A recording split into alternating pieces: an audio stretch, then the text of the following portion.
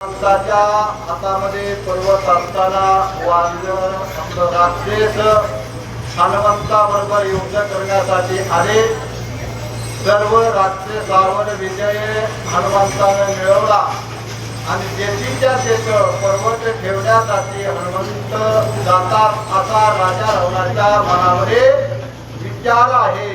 अशा प्रकारे नाथमाला सांगतात. उच्चाची आसवसाठी मारिल्या राक्षस कोटी, तुझा वीर नाही सृष्टी, बळ मरकटी आणि वार, मरकटी आणि वार. मला सांगतात शेपटाची सवय चांगली होती हनुमंताला. तू कार्य करायचं न तू कार्य नाश करायचा. शेपटाची सवय हनुमंताची चांगली होती. शेपटाच्या सवयीसाठी म्हणतात महाराज. म्हणून करता सगळे वानर शेपटानं हनुमंतानं मारून टाकले. आपलं राक्षस मारून टाकले आणि त्या राक्षसावर हनुमंतानं विजय मिळवला आणि जेथीच्या तेथ पर्वत नेऊन घेण्यासाठी हनुमंत गेलेले आहेत. रणी नाटपे ससा, सांडिला संग्रामाचा दिवसा, माझा प्राण वाचेल कैसा, चिंता लंकेशा अनिवार्य. वानर युद्धामध्ये सहसा अटकू शकत नाही महाराज. म्हणून राजा रावणाचा धीर खचला. वानर अटकू शकत नाही. एक वानर अटकत नसल्यावर पण राम आणि लक्ष्मण कधी अटकणार आहेत. म्हणून करता राजा रावणाचा धीर सुटलेला आहे. मग धीर सुटल्यावर माणूस पुन्हा विचार करतो मला आता काय करावा. सगळे मारले ना. इंद्रजित मारला, कुंभकर्ण मारला, प्रधान मारला, आज्ञा मारला, एकही वीर ठुला नाही. म्हणून राजा रावणाचा धीर सुटलेला आहे. आणि धीर सुटल्यानंतर पर्याय त्याला म्हणून काहीतरी अनेक विचार करू लागलेला. विचार करून सुद्धा वानर मारायचा. वानर मेला की सगळे मरतात. अशा प्रकारे राजा रावणाच्या मनामध्ये विचार येत आहे.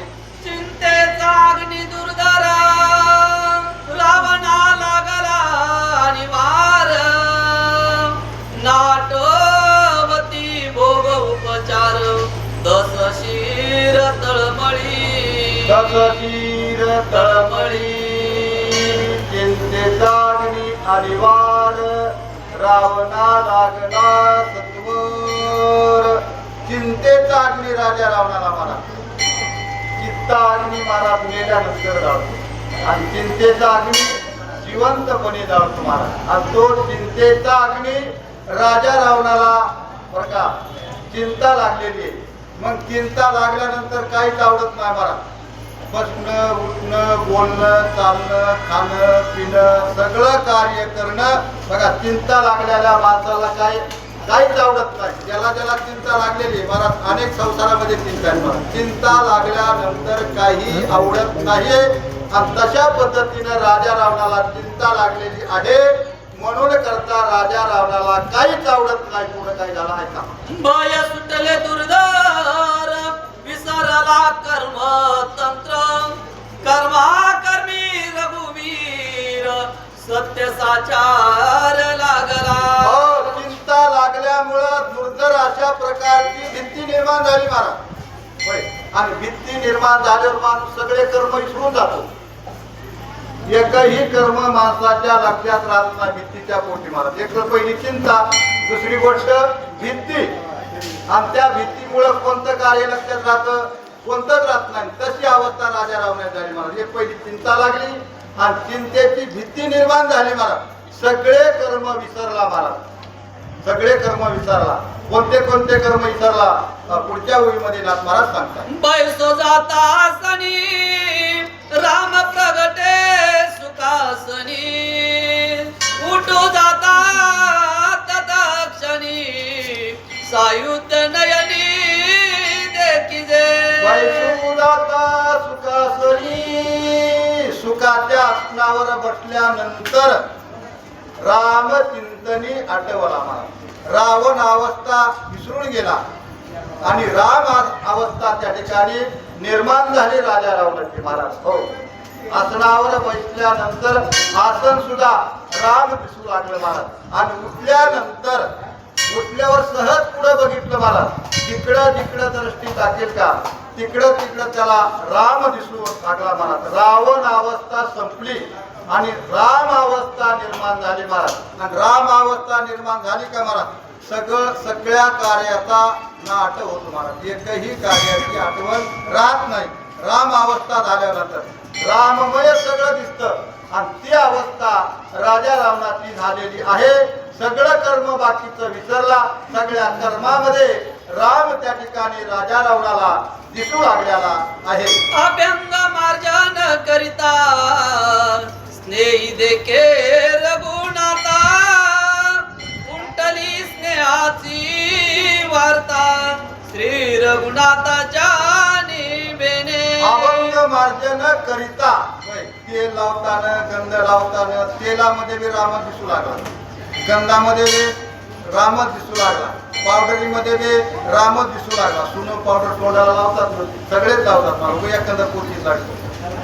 तेलामध्ये राम दिसू लागला, चंदनामध्ये राम दिसू लागला, पावडरामध्ये राम दिसू लागला महाराज.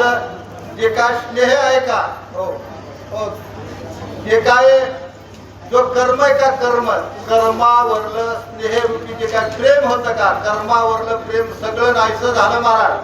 आणि सगळ्या कर्मामध्ये राम दिसू लागला. राम अवस्था झाली महाराज. त्या रावणाची अशा प्रकारे सांगतात. राम भय लागले जीवी, स्नेह तुटला सर्व भावी, स्नान मार्जन भोग पदवी, राम भावी सर्वत्र. हो, रामाची भीती जीवाला लागलेली महाराज बर का.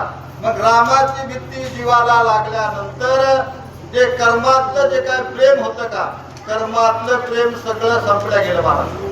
रामाची भीती लागल्यामुळं हो, प्रेमाचं स्नेह जे होतं का महाराज, त्याच्यामध्ये सगळ्यामध्ये राम दिसू लागला महाराज. अशी अवस्था झाली. सगळ्या कर्मामध्ये राम दिसू लागला.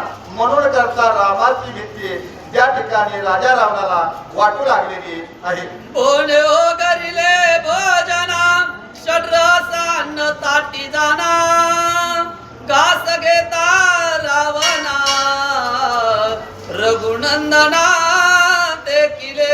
षड्रस प्रकारचं अन्न ताटामध्ये वाढलेलं आहे महाराज. राजा रावण आहे महाराज. राजा रावणाचं काय कमी भोग आहेत का त्याला? जे पाहिजे ते अन्न आहे त्या ताटामध्ये. षड्रस प्रकारचं पंचपक्वान्नाचं अन्न आहे महाराज. हो, पंचपक्वान्नाचं अन्न वाढल्यानंतर सगळ्या अन्नामध्ये राम दिसू लागला त्या ठिकाणी. हो, हातानं मोडून घास घेतला, तोंडामध्ये घालायचा, तेवढ्यामध्ये त्या घासामध्ये राम दिसला. आणि राम घासामध्ये दिसल्यानंतर काय रावणाची अवस्था झाली. आता पुढचे महाराज सांगतील. अशा प्रकारे नाथ महाराज रामकथा सांगताय.